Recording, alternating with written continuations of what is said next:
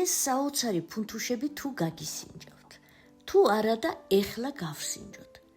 ფუნთუშების საუკეთესო ცომის რეცეპტი უნდა გაგიზიაროთ.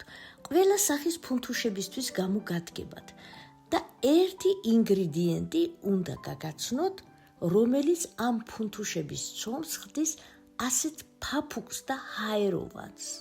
აბა დასხედით და დავიწყოთ, თან არხი გამოიწერეთ. თასში მოვათავსოთ 200 მილილიტრი თბილი რძე. ვამატებ ნახევარ სადილის კოვს მშრალ საფუარს. დავამატოთ ამდენივე შაქარი. ეს მოვურიოთ და ცოტა ხანი დავტოვოთ, რომ გააქტიურდეს. გავცრათ 400 გრამი ფქვილი. ფქვილს დავამატოთ ვანილი და ჩაის კოვზის წვერით ცოტა მარილი. ასევე დავამატოთ 1 კვერცხი. 70 გრამი შაქარი. 1 სადილის კოვზი ზეთი. დავასხათ უკვე გააქტიურებული საფუარიანი რძე. კოვზის დახმარებით შევურიოთ ერთმანეთს, თუ არხი ჯერ კიდევ გამოწერილი არა გაქვთ, ეს ის მომენტია, რომ გამოიწეროთ. ვამატებ 60 გრამ გამდნარ კარაქს. კარაქიც კარგად შევურიოთ. ეხლა კი გაგაცნობთ იმ საიდუმლო ინგრედიენტს, რომლებიც ყველანი ძალიან კარგად იცნობთ, თუმცა იშვიათად თუ ვინმე იყენებს საფუართან ერთად ცომში. ეს არის ძმარი. ამ რაოდენობის ცომში მე დავამატებ 1 ჩაის კოვს ძმარს. ძმარი აიღეთ კარგი 9%-იანი მაინც უნდა იყოს. უკვე საბოლოოდ კარგად მოვზილოთ ცომი. დაფაზე დავასხათ ცოტა ზეთი, დაფა გავაზეთიანოთ და გადმოვიტანოთ ცომი მოსაზელად. ცომი არის ძალიან რბილი, ხელებზეც ეკრობა, თუმცა ზეთისა და შპატელის დახმარებით მოვზილოთ 10 წუთი მაინც. ცომი მორბილდება, შედარებით ნაკლებად ეკრობა ხელებზე და დაფაზეც, თუმცა ფქვილი არ დავამატოთ. ამოვაგუნდავოთ, ნახეთ, აი როგორი ცოცხალივით არის ცომი, გადადის და გადმოდის. აი ასეთი უნდა იყოს ცომი, ამოვაგუნდავოთ, თასსაც წაუსვათ ზეთი და ჩავდოთ ცომი. გავუკეთოთ საჰაერო, დავაფაროთ და თუ ცელოფანს დააფარებთ, აუცილებლად ნაჩვეტები გაუკეთეთ. დავდგათ თბილ და მყუდრო ადგილას, რომ ამოფულდეს. ცალკე თასში მოვათავსოთ 180 გრამი ხაჭო, თუ ცოტა მეტნაკლებია არაუშავს. ვამატებ 1 პატარა კვერცხს. დავამატოთ 1 სუფრის კოვზი სახამებელი. ვამატებ 3 სუფრის კოვს შაქარს. ასევე დავამატოთ 1 სუფრის კოვზი სქელი არაჟანი. ეს მასა კარგად უნდა შევურიოთ ერთმანეთში. თუ ხაჭოს ნამცეცები არ გიშლით, შეგიძლიათ არც დააბლენდეროთ, უბრალოდ ერთმანეთში კარგად შევურიეთ და გააერთიანეთ. უნდა მიიღოთ ერთგვაროვანი მასა. შაქრის დამატებით მასა ცოტა თხელდება. თუ შაქრის ფხვნილს გამოიყენებთ, ესე არ გათხელდება. თუმცა თხოვბაში ამას მნიშვნელობა არ აქვს. მოვამზადოთ კენკრაც. მე მაქვს ჟოლო და ცოტა მარწყვი. ასე გავრეცხავ, როგორც არის საწურავზე. 200 გრამ კენკრას გადავიტან ცალკე თასში, დავამატოთ 2 სუფრის კოვზი შაქარი, 1 სუფრის კოვზი სიმინდის სახამებელი. ეს უნდა ჩავშალოთ ერთგვაროვანი მასის მიღებამდე. მე ესე ჩავაბლენდერებ, შეგიძლიათ რაიმეთი ჩაშალოთ. უნდა მივიღოთ აი ასეთი ერთგვაროვანი მასა. ჟოლოს წიბწები განსაკუთრებით მარგებელია და არასდროს ისინი არ გაწუროთ ხოლმე და წიბწები არ მოაშოროთ. თუ ეს განსაკუთრებულად აუცილებელი არ არის. ამასობაში ჩვენი ცომიც აფუდა, ნახეთ როგორი ფუმფულა ცომი გამოგვივიდა. დაფას წაუსვათ ზეთი ისევ და გადმოვიტანოთ ცომი.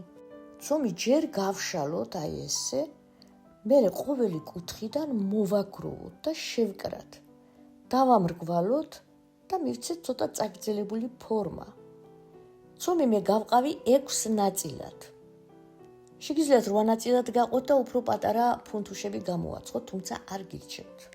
ერთადერთი რასაც გირჩევთ, ორმაგი დოზა მოამზადეთ, რადგან ეს ფუნთუშები გამოცხობის მერე მომენტალურად ქრება. ცომის გუნდების ამ ამოგუნდავებას დიდი მნიშვნელობა აქვს. ნაპირებიდან ცენტრისკენ ესე უნდა მოვაგროვოთ ცომი, უნდა მივცეთ მრგვალი ფორმა. ცენტრისკენ მოვაგროვოთ, ამოვატრიალოთ და ზედაპირი უნდა ჰქონდეს გლუვი. ხელის გულის დახმარებით ამოვაგუნდავოთ, მივცეთ მრგვალი ბურთის ფორმა, ასე ამოვაგუნდავოთ 6-ვე გუნდა, აი ერთხელ კიდე უნდა გაჩვენოთ, ცენტრისკენ მოვაგროვოთ და ზედაპირი უნდა იყოს აუცილებლად გლუვი, ეს ძალიან ადვილია, ხელმა იცის მიჩვევა და უცებ აკეთებ. ესენი გადმოვიტანოთ საცხობზე, რომელიც დაფენილია საცხობი ქაღალდი. ამას დავაფაროთ, რომ ხელმეორედ აფუვდეს, უნდა გაორმაგდეს. უკვე მომზადებული ხაჭოს და კენკრის მასაკი თავდახურული გვიდგას ამ დროისთვის მაცივარში, სანამ ეს არ აფუვდება. როცა ცომი ხელმეორედ აფუვდება, ჭიქის დახმარებით შუაგულში გაუკეთოთ ჩაღრმავება. ეს ძალიან ადვილად შიგნით ისევ შემოდის, თუმცა ხელის დახმარებითაც შეგვიძლია ცომი გავშალოთ და საკმარისი სიდიდის ღრმული გაუკეთოთ ცომს. ცომს ამ ადგილებში წავუსვი გათქვეფილი კვერცხის გული და შაქრის ფხვნილი. კარგად წავუსვათ ყველგან, შუაგულში ჩავდოთ მომზადებული ხაჭოვანი მასა. თანაბრად რომ გადავანაწილოთ, ჯერ ჩავდოთ თითო სადილის კოვზები და დანარჩენი თანაბრად გადავანაწილოთ. მთელი ხაჭოს მასა მოვათავსე აქ. ხაჭოს ზემოდან დავიწყოთ კენკრის მასის მოთავსება. აქაც ფრთხილად თითო ჩაის კოვზი მოვათავსე და მერე ხელმეორედ მივყევი და კიდე დავამატე. ცხვება წინასწარ გახურებულ ღუმელში 170 გრადუსზე 25-30 წუთი. კარგად უნდა შებრაწყოთ, შეაწითლოთ. აი ნახეთ რა საოცარი ფუნთუშები გამოგვივიდა, ესეთი ფუმფულა, ნამდვილი ფუნთუშაა.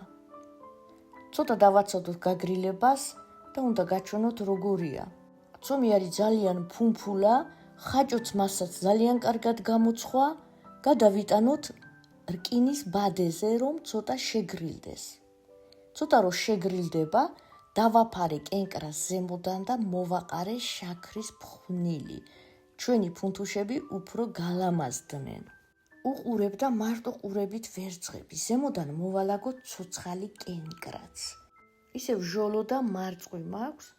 მითხარით ეხლა ვინი ტყვის ამაზე უარს, მითხარით რომ ძალიან მოგწონთ რეცეპტი. გელოდებით კომენტარებში დამიწერეთ რომელი ქვეყნიდან, ქალაქიდან თუ სოფლიდან მიყურებთ. მე კი თქვენ ყველას გულთბილ სალამს გიძღვნით საქართველოდან. უფალმა გაგაძლიეროთ. ეხლა კი მოვიდა ის დრო, რომ დავაგემოვნოთ. უნდა გადავტეხო ჩემი ფუნთუშა და გაჩვენოთ როგორია. აი სასწაულია ხალხო. ენით ვერ აღწერ. ეს უნდა გამოაცხოთ და დააგემოვნოთ. მე კი თქვენ დროებით გემშვიდობებით, მალე ისევ შევხვდებით ძალიან საინტერესო რეცეპტებით, იქამდე კი ბედნიერ დღეებს გისურვებთ.